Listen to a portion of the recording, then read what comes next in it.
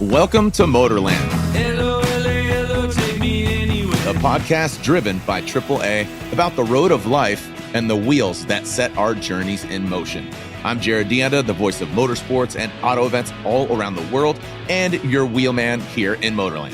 And I'm Michelle Donati from AAA, and it's great to be along for the ride. All right, Michelle, the holidays are upon us, right? Bring on the eggnog, the candy cane, the Home Alone, Elf, all of the movies, right?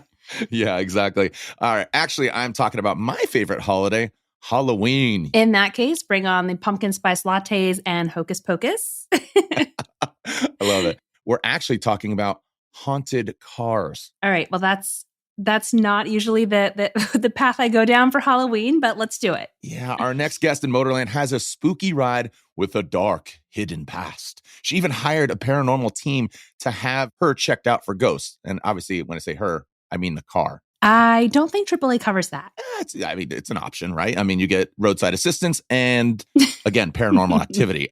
Christine McCollum is the owner of a haunted car she calls Elvira. Are you ready? I don't think I'll ever be ready for this story. I seriously am kind of nervous. All right, then buckle up. Let's ride. Hello, take me anywhere. Christine, welcome to MotorLand. Thanks. We were trying to set up and we were having some technical difficulties. And I think Elvira might be haunting and be listening right now. Do you believe this is true? Anytime there's electronics involved, something always goes wrong. Yeah. So you have all this spookiness surrounding you, but I think it's really cool. So we should explain that Christine is no stranger to these things that go bump in the night. How did you get into spooky stuff? Well, I took a hearse to prom, and that kind of got me started. Oh, man.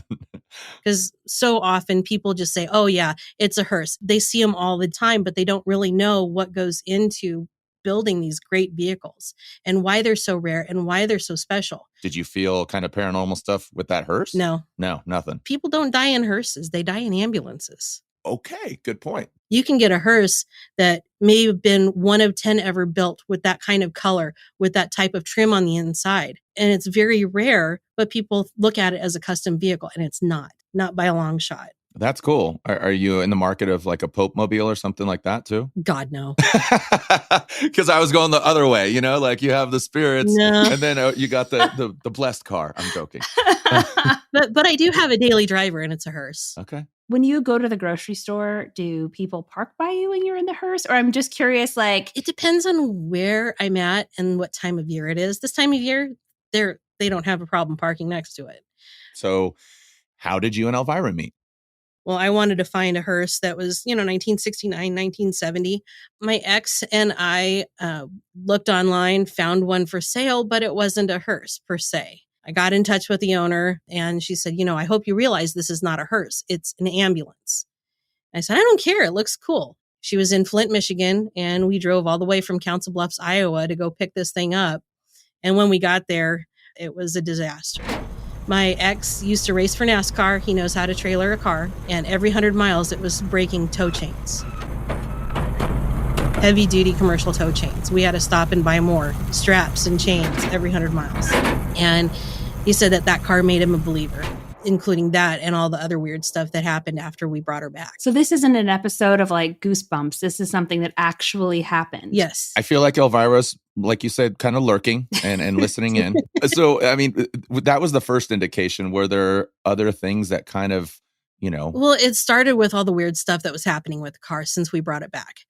Noises around the car, like tools being dropped, footsteps, even during the daytime, weird stuff was happening. So we started working on the car. The guy across the street did most of the body work. And a friend of mine came over and took a photo of the front of the car. And in his photo, there was a weird shadow, an outline of a face right where the driver would be seated. No. Yes. No. And with all the weird stuff, I was looking it up and trying to track the history on the car, which... It's seriously like you're on a cold case. So tell us about the research you put into finding Elvira's colorful past.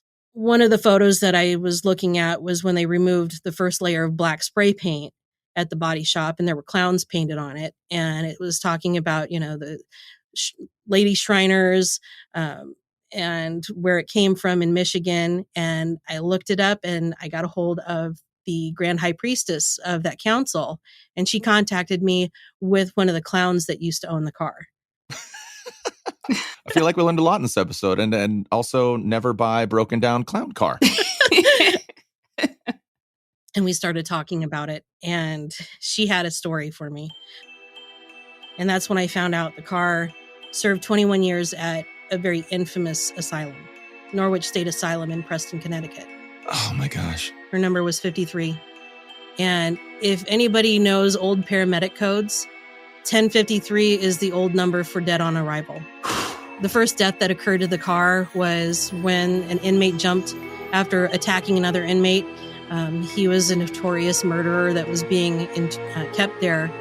He jumped from the window thinking he could escape, landing on the car. Oh my gosh. It didn't end very well for him, nor for the car. It was the reason why the car's roof ended up coming off. Holy cow. I mean, between it being this ambulance and you started out like, oh, hearse, no, people don't die in the hearse. They're already deceased, but people do die in ambulances. So it's a clown ambulance haunted car. So Elvira, how many people actually have passed away? You told the story of him, but how many people? 496, including also the paramedic who they found died hunched over the steering wheel of a heart attack in 1991. All right. This is crazy. And that photo of Elvira, that weird shadow and outline of a face, it was Lenny Anderson. And Lenny Anderson is who? The paramedic. There's a photo of spirit of Lenny Anderson behind the wheel of Elvira. Yes. I mean, who are you going to call? Ghostbusters? Am I right? Actually, the people that I called were Prism. And who is that? They are a great research team. And Kelly Kennedy is the leader of the organization. And the evidence that they caught, they've been out now probably good 10, 12 times. And they use her as a tool when they're trying to train new paranormal researchers because that car never disappoints. Every single time it shows evidence. So listen up, MotorLand, courtesy of Kelly Kennedy and her organization Prism based in Omaha. Let's go ahead and pull up the audio from Elvira. Yes. Oh my God. Seriously? I'm pretty freaked out.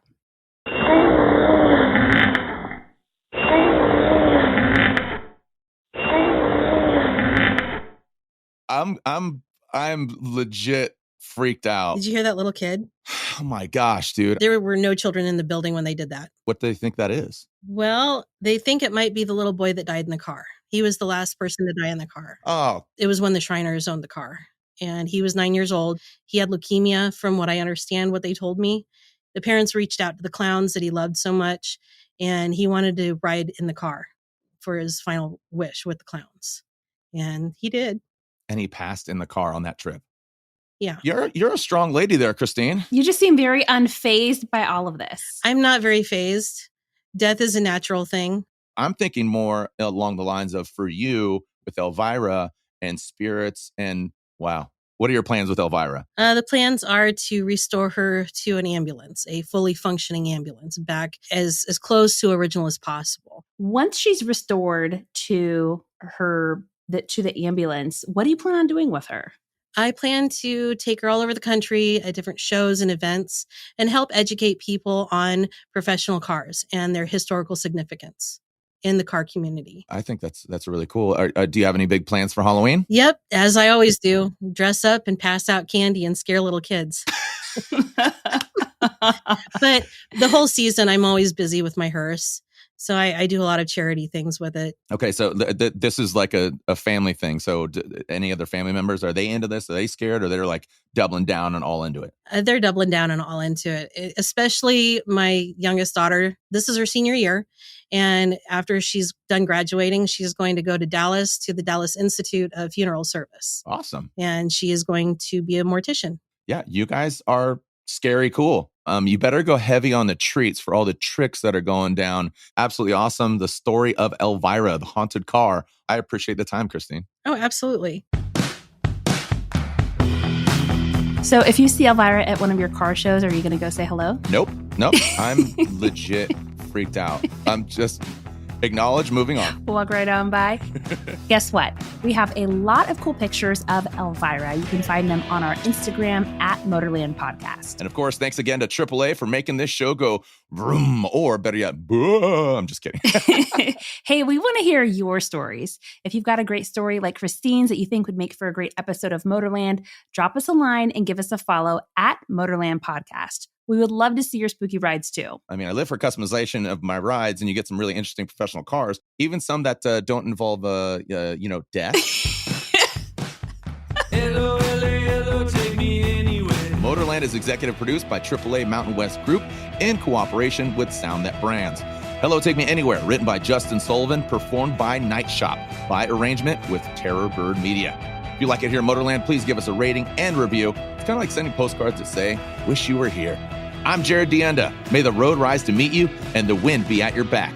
We'll see you again soon in MotorLand.